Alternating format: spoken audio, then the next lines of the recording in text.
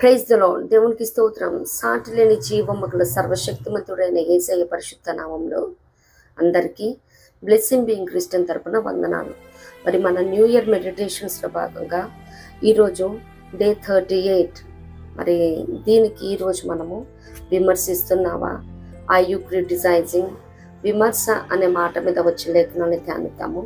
మరి విమర్శ అన్నది ఇంగ్లీష్లో క్రిటిసైజ్ అని ఉంటుంది.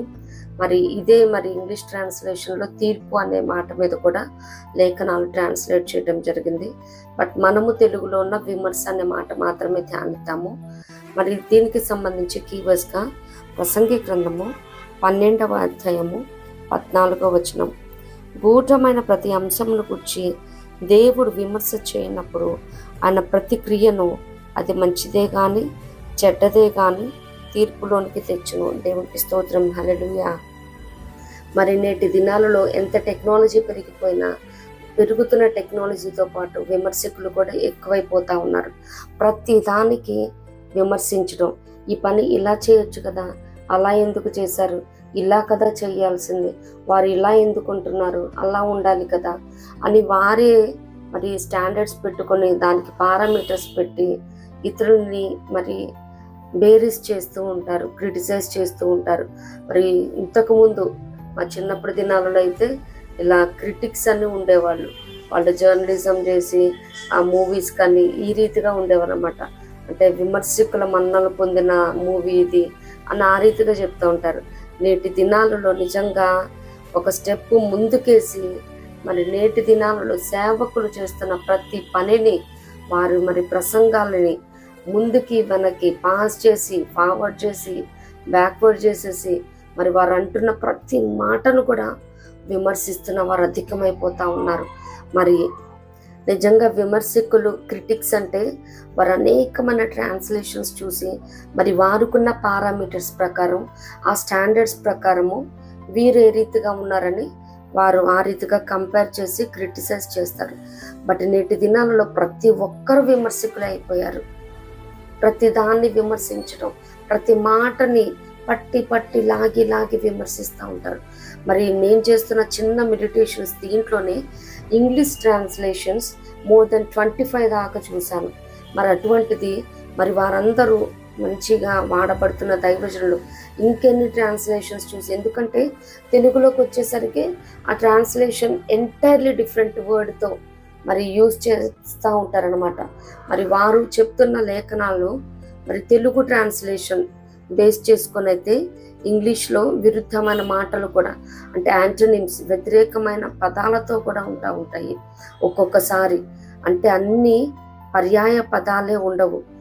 ఆ రీతిగా కరెక్ట్గా మెసేజ్లో చెప్పినప్పుడు ఈ మాట అయితే ఇక్కడ బాగుంటుంది అని కంటెక్స్ట్ ప్రకారం వెళ్తున్నప్పుడు ఆ వర్షన్లో చెప్తున్నప్పుడు ఇది ఇలా చెప్పాలి కదా అని వారుకున్న మిడిమిడి జ్ఞానంతో నిజంగా గొప్ప గొప్ప దైవజులని ప్రభుచే బహుబలంగా వాడబడుతున్న వారిని కూడా ఏ మాత్రము భయం లేకుండా అభిషేకించిన వారిని దూషిస్తూ వారిని విమర్శించేవారు అధికమైపోతా ఉన్నారు.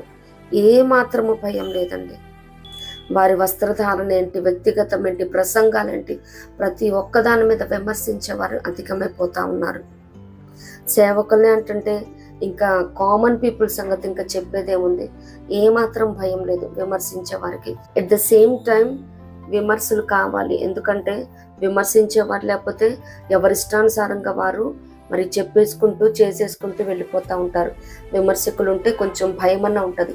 అమ్మా, ఐ మస్ట్ బి కాషియస్, నేను ఈ రీతిగా డ్రెస్అప్ అవ్వాలి, నేను ఈ రీతిగా ప్రసంగం చేయాలి, లేదు నేను ఈ రీతిగా నడుచుకోవాలి సమాజంలో, సంఘంలో అని ఆ మాత్రం భయం ఉంటుంది. కాబట్టి విమర్శలు కూడా అవసరమే ఉన్నది. అసలు మనం లేఖనాన్ని చూసినట్లయితే అసలు ఎందుకు విమర్శ? ప్రసంగి గ్రంథకర్త అంటాడు కదా, జ్ఞానైన సొలొమోను గారు, ప్రతి సంగతిని విమర్శించు సమయం ఏర్పడి ఉన్నది, లేని ఎడల మనుషులు చేయు కీడు బహుభారమైనది. దేవునికి స్తోత్రం. విమర్శ చెయ్యాలి. ఎందుకంటే మనుషులు ఇంకా వాళ్ళు ఇష్టానుసారంగా చెలరేగిపోతూ ఉంటారు. సో విమర్శ కూడా అవసరం ఉన్నదని ఈ లేఖనం ద్వారా మనం తెలుసుకోవచ్చు. అసలు ఎవరు విమర్శించేది? 1 కొరింథీయులు 4లో అంటారు కదా, అపోస్తలుడైన పౌలు గారు చెప్తున్నారు, నన్ను విమర్శించేవాడు ప్రభువే అని. పౌలు గారినే కాదు ప్రతి ఒక్కరిని కూడా ప్రభువే విమర్శించువాడు, అంటే తీర్పు తీర్చువాడు అని. ఎలా విమర్శ చేస్తారు? మరి యెషయా గ్రంథం 11:4 చూసినట్లయితే నీతిని బట్టి బీదలకు తీర్పు తీరుస్తాడు. అంటే కంటితో చూసిని అలాగే చెవులతో వినిన దాన్ని బట్టి కాదు, నీతిని బట్టి మన దేవాది దేవుడు విమర్శ చేస్తాడు. మరి మనుషులైతే వారి కంటికి ఏది కనిపిస్తూ ఉన్నదో, వారి చెవులకి ఏమి వినిపిస్తూ ఉన్నదో దాన్ని బట్టి క్రిటిసైజ్ చేస్తారు. కానీ మన దేవుడైతే నీతిని బట్టి ఆయన తీర్పు తీరుస్తాడు, విమర్శ చేస్తాడు. మనం కంటితో చూస్తూ ఉంటాం, ఎందుకంటే మరి ఎంత హార్డ్ వర్క్ చేశారో, మరి ఎంతగా ప్రార్థించి పోరాడి మరి ఈ స్థితిలో ఉన్నారు, అదేమి చూడరు.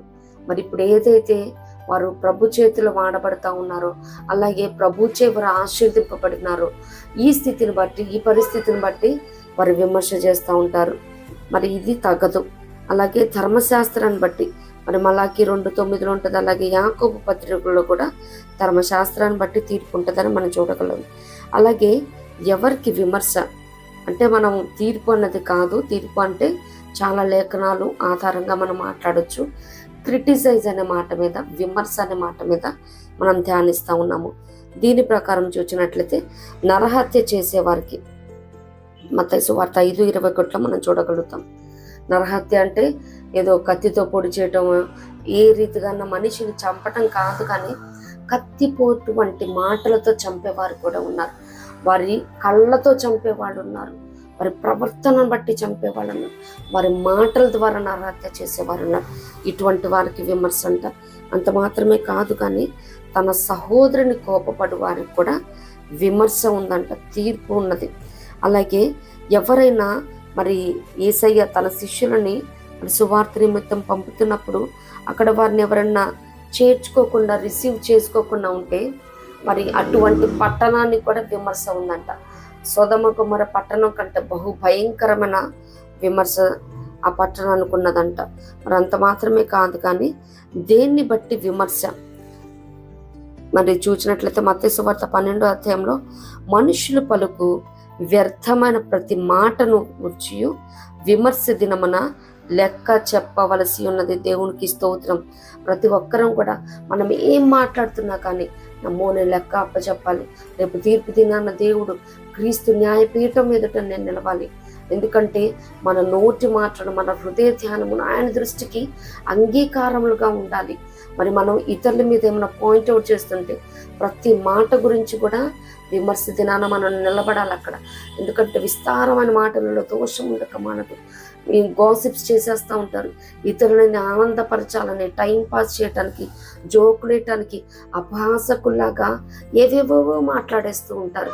ఏమాత్రం భయం లేదు. కానీ ఇక్కడ లేఖనం చెప్తా ఉన్నది, వ్యర్థమైన ప్రతి మాటను బట్టి కూడా విమర్శ దినాన లెక్క అప్పచెప్పాలి. అంత మాత్రమే కాదు, కానీ మనం ఒకటేనండి, మరి యేసయ్యను చూస్తూ ఆయన ఏదైతే సాక్ష్యాన్ని పొందుకున్నారో అట్లీస్ట్ ఆ సాక్ష్యాన్ని కొంతమేరను పొందుకునే రీతిగా మనం ప్రయాసపడబద్దులమనం. లూకా సువార్త 23:14 చూస్తే మరి యేసయ్యని సిలువకు అప్పచెప్పేటప్పుడు అక్కడ పిలాతు ప్రధాన యాజకుల్ని, అధికారులతో అంటూ ఉంటాడు, ఇతను విమర్శింపగా మీరు అతని మీద మోపిన నేరములలో ఒక్కటైనను నాకు కనబడలేదని చెప్తా ఉన్నాడు. దేవునికి స్తోత్రం. ఇటువంటి సాక్ష్యాన్ని మనం పొందుకోవాలి. ఎవరైనా మనల్ని విమర్శిస్తుంటే నిజంగా మరి ఇతరులు కూడా మనల్ని చూస్తూ ఉంటారు, మనకి సపోర్ట్ చేస్తున్నట్టు ఉండేవాళ్ళు, మరి మన వెల్ విషర్స్ ఉంటారు, వారు చెప్పగలగాలన్నమాట, లేదు లేదు తను చాలా మంచివాడు, ఈ అమ్మాయి చాలా మంచిది, తన ప్రవర్తన మంచిది, తన మాట తీరు మంచిది, తన వస్త్రధారణ మంచిదే.